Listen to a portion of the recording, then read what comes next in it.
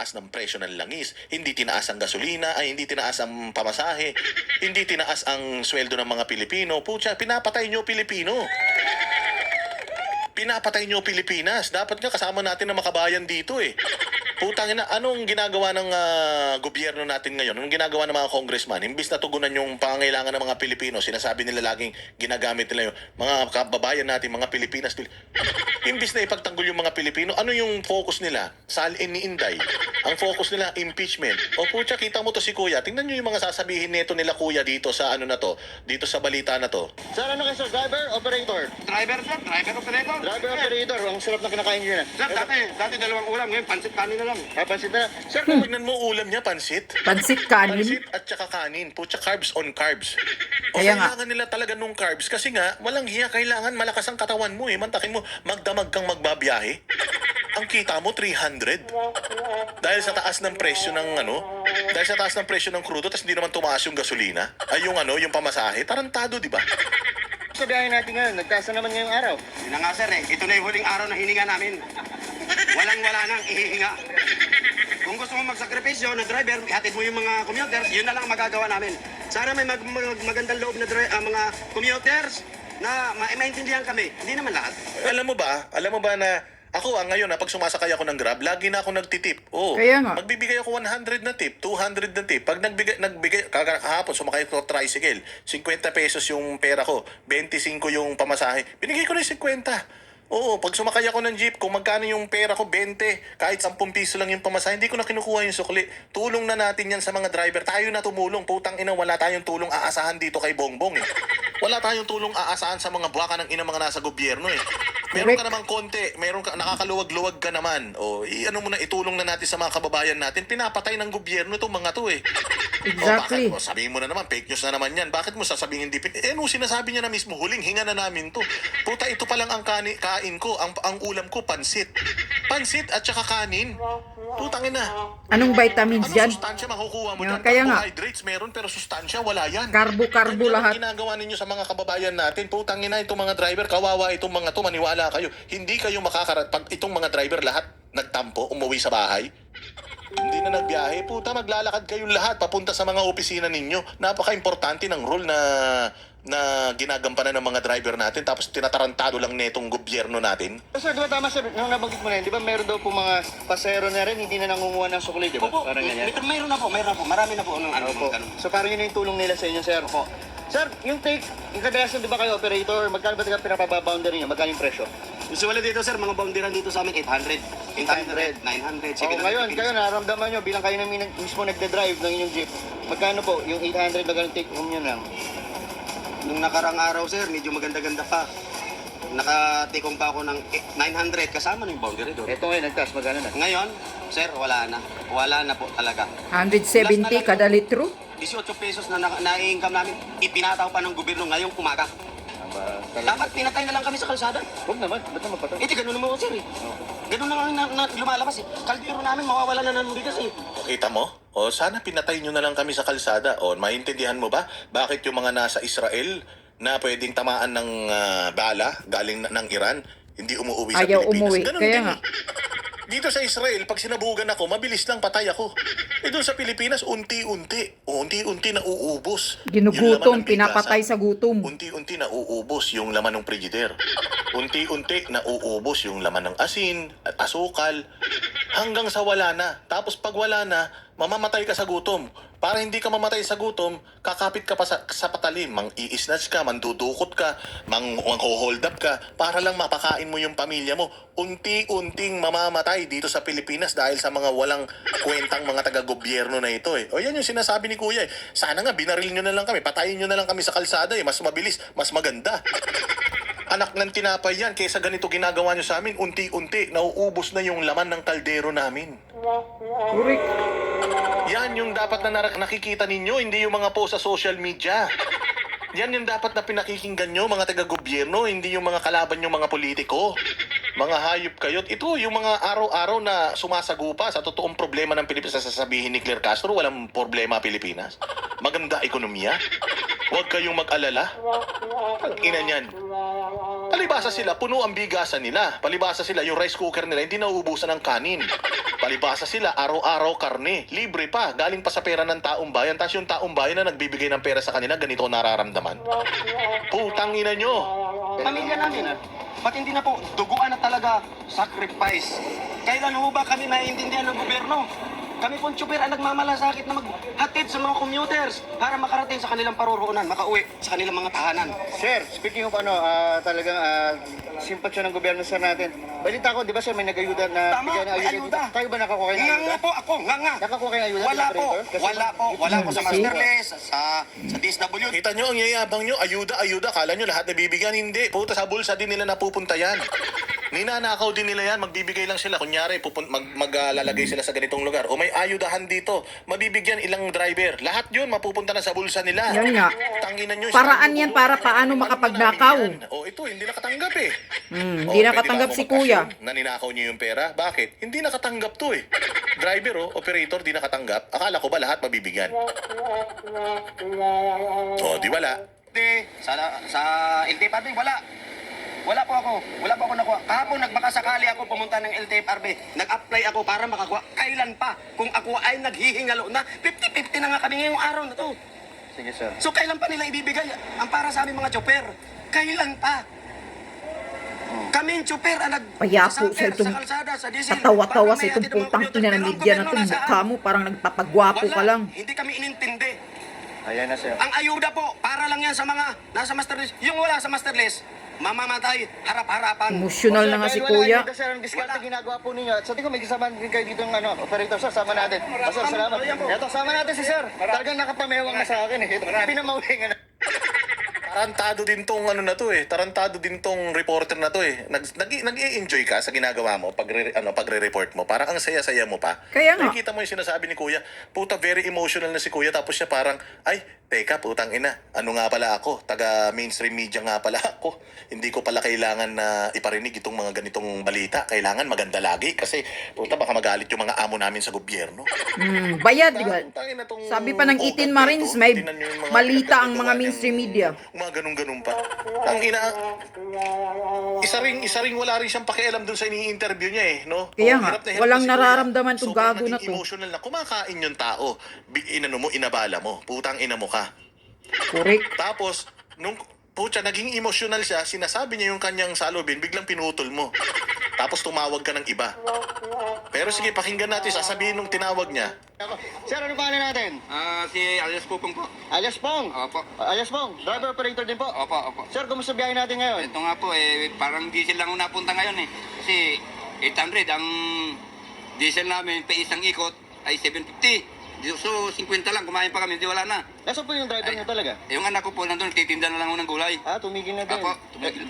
Kayo po, may wala ba kayong plano? Dahil kung napupunta naman eh. Since kayo operator, iba na lang po gawin ninyo. Sinubukan ko nga lang po ngayon eh, kasi isang linggo na akong hindi bumiyahe. So ngayon po, anong plano nyo? Tatapos ito buong araw, hindi na? Susubok-subukan lang po kung mayroon pang pasero. Kung wala, uwi na lang din. Uwi din po saan? Sa Mutalba pa po. Magtalban saan? O tay, dahil ganito mga pagdadaan natin, ikaw nag-almusal ka na kuya? Po. O, sagot ko na yung almusal mo. Nag-almusal ka na po ba? O, very good. Nagbayad na po ba kayo? Ayan na po. Ayun, buti na yun. Nagbayad na ba kayo? Sagot ko na. Ayan na po. Mabuti na rin, nanlibre ka. O, ganyan naman ang salamat na rin sa'yo. Mahusay. O, di ba? Nakita nyo, ito yung problema ng Pilipinas eh. Ito problema ng mga Pilipino eh. Oh, tapos anong pinag-aatupag natin? Puros politika. O eto, tingnan ninyo tong balitang ito. Dito maawa ka rito kay Kuya. Yan, Ito umiiyak. kinakaharap ng bayang Pilipinas. Tapos ang inaatupag nyo, impeachment. Nang inaatupag nyo, salin, Ninday. Magnanakaw din si Bongbong. Hindi naman magnanakaw ang Duterte. Kung sinasabi nyo magnanakaw si Inday, magnanakaw din si Bongbong. Ba't si Inday lang may kaso? O eto, tingnan ninyo. Ito problema ng Pilipinas. Ito dapat yung ina-address, hindi yung kung ano-ano. Hirap eh. Alis bawal mo 300 lang araw-araw. Imagine, 300 lang araw-araw. Makakain ba yan? Kasi nakakadurog ng puso. Imaginein mo. Kaya nga. Driver, matatapang to eh. Sabi nga nila eh, hari ng Kalsada. kalsada. Umiiyak na yung mga hari ng kalsada dahil sa hirap ng buhay. Tapos ang inaatupag ng mga putang inang congressman, impeachment, ang gaganda ng mga suot, putang ina, libre gasolina, libre ang ilang sasakyan ang gamit nila. Sa tuwing umaalis ang mga putang ina niyan, may mga backup pa yan. Gasolina din ng taong bayan ang ginagamit yan, pera ng taong bayan. Full tank lagi ang mga puki ng ina niyan. Tapos yung mga Pilipino, pinagsisilbihan nila, umiiyak na oh. Hindi na maintindihan yung mga kung saan nila dadaanin yung legal sa legal na paraan nila kikitain yung pera oh. Siyempre, inahabag na po ako sa ano ko eh. Hirap po talaga eh. Gaano kahirap ang sitwasyon niyo, sir? Oo, talaga, grabe oh, grabe. Alam mo yung, siyempre, nararamdaman ko yung... Lalo po ako ngayon, no? Kaya ako kukuha ng pandiset, buti may nakakuha pa ng ano. Mahirap po, mahirap. Mahirap talaga. Mahirap eh. Alis ba, uwi mo 300 na lang araw-araw. Mahirap. Bilang, siyempre, sir, may pamilya ka. Oo, yun nga ako eh. Yung parang nanlilimos. Ano ba sila naman? Alam mo, minsan nga, parang yung mga driver na ano, pasahero, bigyan, isa bibigay 100. Ang sukli namin, ma'am, maraming salamat po. 50 pesos din namin, hindi na kinukuha yung sukli. Ma'am, maraming salamat po. God bless po. Manas nakakaintinding pasahero. Ganun Grabe. lang anong driver nun eh. Parang kawawa na. Ano, hindi kayo nahihiya? Putangin na. Ang mga kapwa Pilipino na mga ninanakawan ninyo, yung mga Pilipino na ninanakawan yung mga puki ng ina nyo, tang ina nyo talaga, mga putang inang buwaka ng ina nyo, mga puta-putahan yung mga putang ina nyo. Ang ninanakawan nyo, yung sila na nagtutulungan, yung ninanakawan nyo ng mga taxpayers na mga araw-araw na nagko-commute, tinutulungan na nila yung isa't isa. Kami na nagtutulungan, putang ina nyo. Tapos kayo ang sasarap ng buhay nyo sa mga aircon na opisina ninyo, ang inaatupag nyo, impeachment. Mga punyeta kayo. Ang ina nyo talaga, mamatay na kayong lahat. At mapunta kayo lahat sa impyerno, magsiksikan kayo doon, puking ina nyo. Hindi matatapos ng pagmumura namin dahil nakikita namin yung hirap na mga nararanasan ng mga kababayan natin. Kaya nga. Isipin nyo yan. Mga kaputa-putahan nyo talaga. Sila na nagtutulungan. Hindi na kami kumukuha ng sukli. O nagbibigay na kami ng tip dahil sa awa namin sa kanila. Kami sa isa't isa nagkakaawaan na kami. Putang ina nyo, wala kayong awa, mga magnanakaw kayo. Wala kayong awa, puro kayo pagnanakaw sa bayang Pilipinas. Ina ninyo, kailan kaya kayo talaga mamamatay lahat, mga hayop kayo. Yun lang Yung pinaka-apektado. Opo, grabe po. Biro mo maghapon kang umaga hanggang gabi. Mauwi mo na lang 300, 400. Yun na lang. Sir, ngayon sa nangyari sa'yo dito kanina, sir, nararamdaman mo na naubusan ka na ng dito. Papaga ako, tapos papakarga ulit. Kakarga ko ng 300, isang ikot. Kailangan yung isang ikot ko, isang biyahe ko, makakuha ko ng pasahero. Makaneto ako ng 400, yung meron ka pang 100. Yeah. Kumbaga, sir, yung diskarte nyo sana ngayon, patingi-tingi. Pati nakasurvive naman. Kaya paano po? Ang kita mo na lang, 300 na lang eh. 300, mahuwi mo. Magkano yung boundary nito, sir? Boundary yan, 600. Saka yan, hulog boundary ko yan, sir. Buti na lang mabait yung aking financer. Sabi ko, pag nakuha ko po yung aking yung sa tawid pasada, doon sa yung binigay para sa driver ng 5K, ibibigay ko lang po sa inyo 10,000 pag nakuha ko.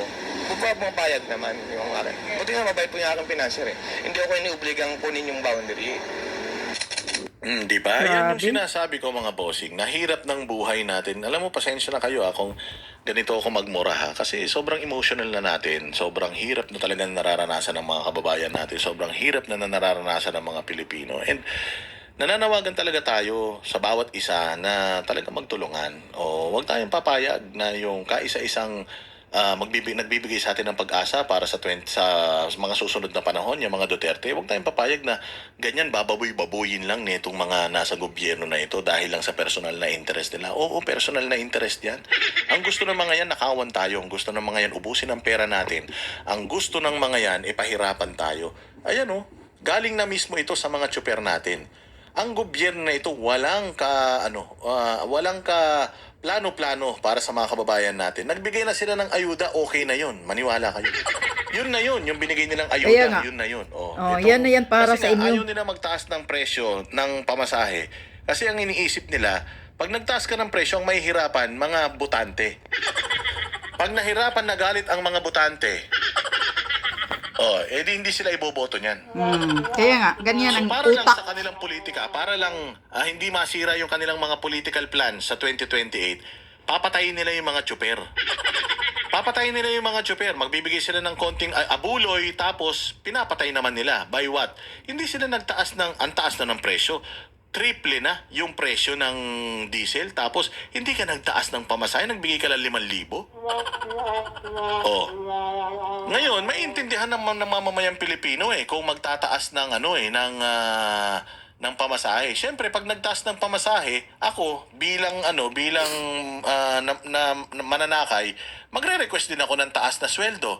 Hindi rin nila kayang ibigay 'yun. Kasi pag tinaasan pa nila yung sweldo, baka maraming mga kumpanya ang magsara, baka maraming mga investor ang umalis dito sa Pilipinas. Kaya ngayon, isa pa, pag hindi nila naibigay yung aumento sa sahod, ganun na naman. Magrereklamo yung tao, tapos hindi sila iboboto sa 2028. Kaya ang gagawin nila, wag tayong magtaas ng presyo ng pamasahe para hindi sila humingi ng dagdag sweldo. Di meron tayong dahilan, magbigay lang tayo ng ayuda. Di malakas pa rin tayo, wala silang reklamo na hindi tayo iboboto sa 2028 dahil nagtaas tayo ng mga kung ano-ano. Di bali nang mamatay sila sa gutom. Basta iboto nila tayo sa 2028. Ganun lang yan. Tangina niyan. Ganyan ka, Yan walang ang, hiya. ang kinakaharap ng bayang Pilipinas. Kaya sabi ko sa inyo, hindi tayo hihinto. Matatakot tayo sa mga demand-demanda, hindi. Baliwala sa atin yan. Kung gusto nila, patayin nila tayo para mas mabilis. Ganun din naman, inuunti-unti lang din naman nila tayo, di ba? At kung nagustuhan mo itong vlog na